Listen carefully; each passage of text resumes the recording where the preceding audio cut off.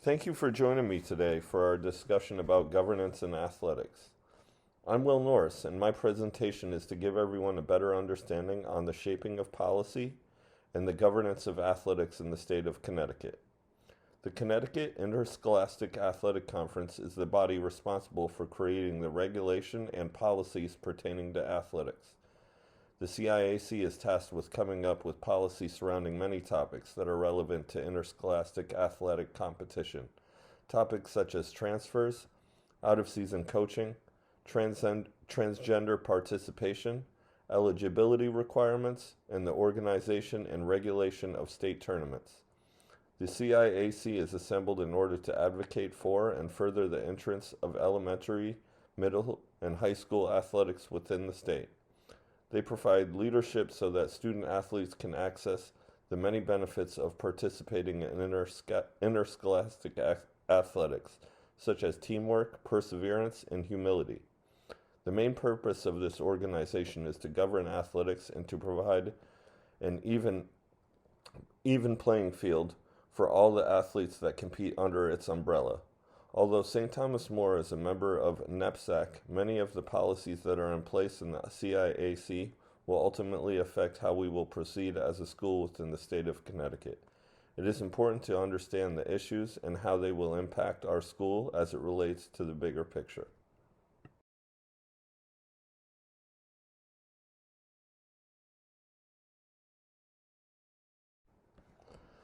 The National Federation of State High School Associations serves its members by providing expertise, along with a foundation for the administration of high school interscholastic athletics.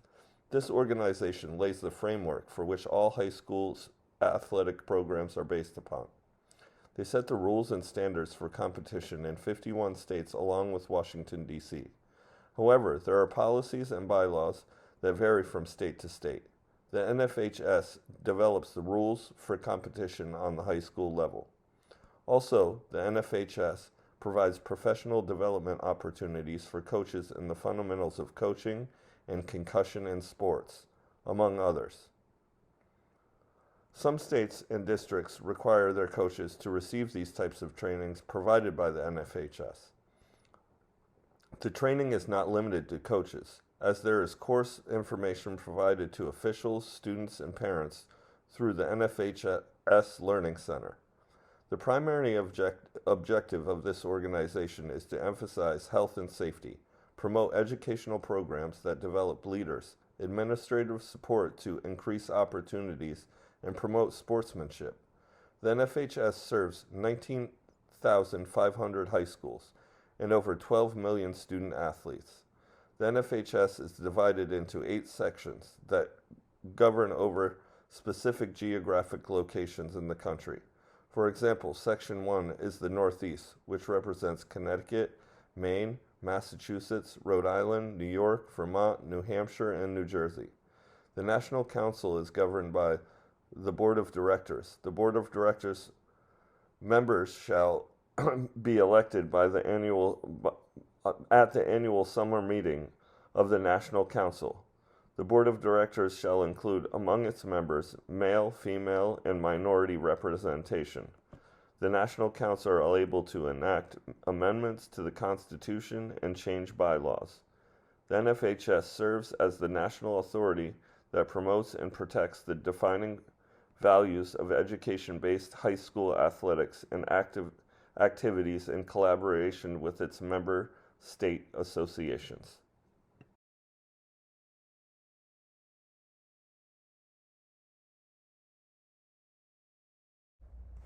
As you can see on the slide, the Connecticut Association of Schools is divided into 3 sections on its organizational chart. The CIAC falls under the Division of Student Services that you can see on the left of the slide. The CIAC is responsible for interscholastic athletics.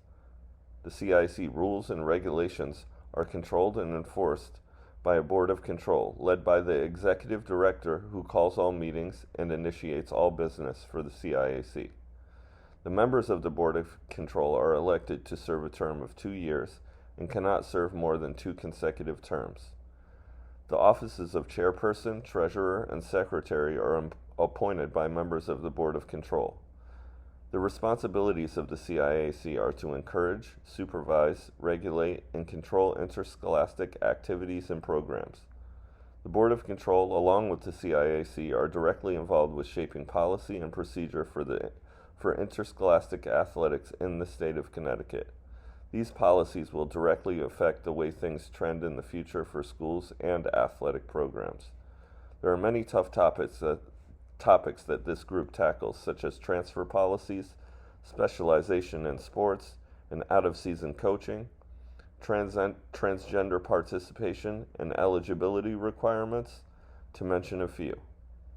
Although some private preparatory schools such as ours are not directly affected by these decisions, it is important to be aware of their policies as it may impact the environment of interscholastic athletics in the region.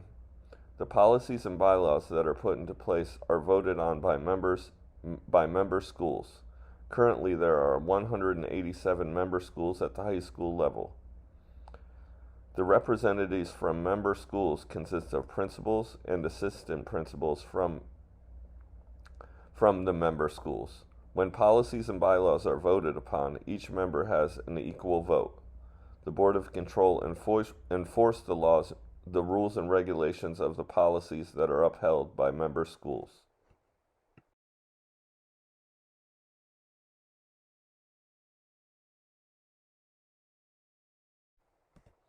When reading through the minutes of the Board of Control's recent meetings, one of the many difficult topics that they face on a regular basis is transfers.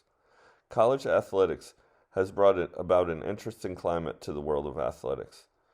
The transfer portal is popular, and more collegiate athletes are testing the waters at other universities instead of staying at the place they were originally recruited to play.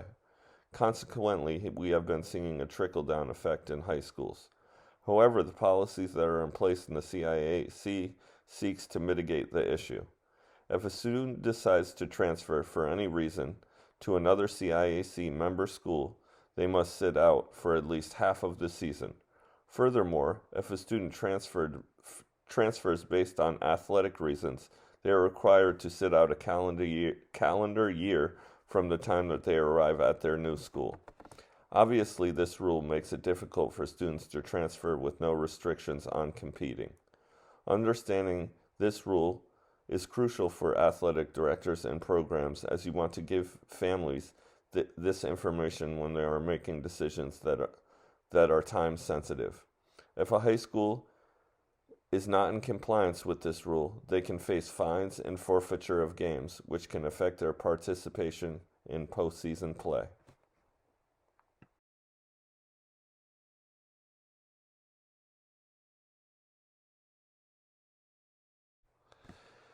Transgender participation in athletics has been a topic of much debate in recent years in many states, and Connecticut is no exception.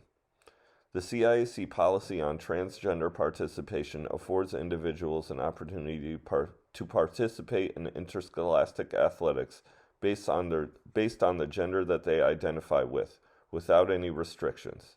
In some states, individuals have to participate in sports based on the gender that appears on their birth certificate.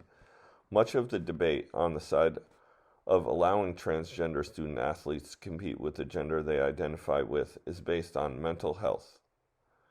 Furthermore, participation in athletics allows these students to get all the benefits of interscholastic athletics that cisgender students receive in terms of teamwork, perseverance, and humility. On the other side, there are arguments made that allowing transgender athletes to compete with the gender they identify with violates other female students' rights.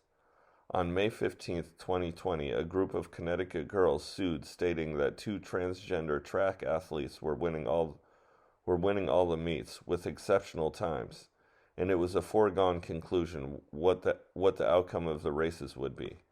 However, the CIAC upheld their policy and allowed the transgender athletes to continue to compete with no restrictions, which is supported by state law in Connecticut.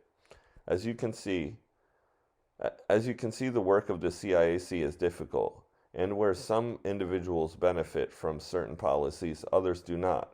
It is important to continue having debates on difficult topics to ensure that all parties have a voice in how the CIAC and Connecticut interscholastic athletics will proceed now and in the future.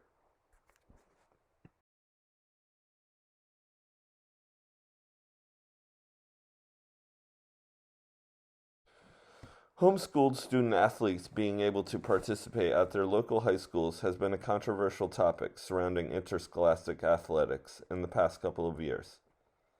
The CIAC has taken a hard line on this topic by not permitting homeschooled students to participate on interscholastic teams. The argument for allowing these student athletes to compete is valid.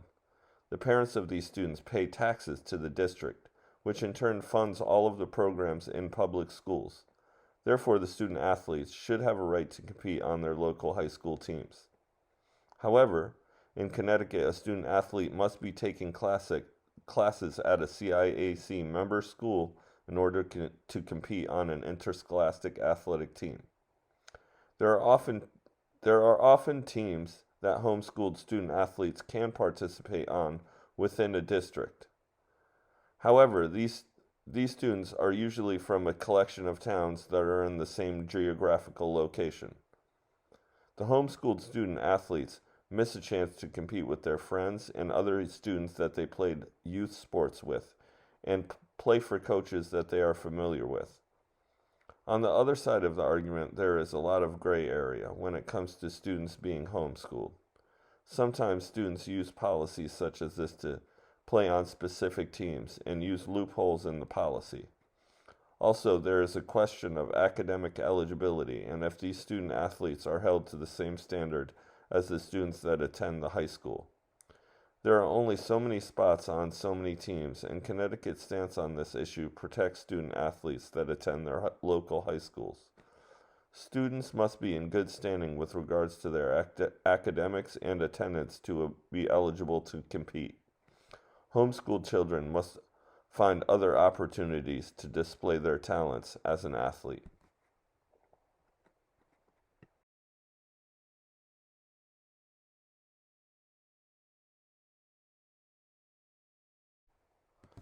Athletics is an important component to any school system. There are a wide variety of benefits from interscholastic competition that make it an essential part of any school. With this knowledge, it is important that there are agencies in place that ensure that all students are afforded an equal opportunity to participate in athletics and enjoy all the benefits that they have to offer. This is the job of the CIAC and the state of Connecticut. This division of the Connecticut Association of Schools develops policy on transfers, homeschool eligibility, and transgender participation, as I've discussed a few in my presentation. However, these are just a few of the topics that they tackle, and as the world of athletics evolves, so should Connecticut and the CIAC. It is imperative to keep the conversations and debates going in order to make sure that everyone is heard. Furthermore, it is critical to stay informed on the latest policies so that you can serve your student athletes and their families as best as possible. Thank you for your time and consideration, and I hope you enjoy the rest of your day.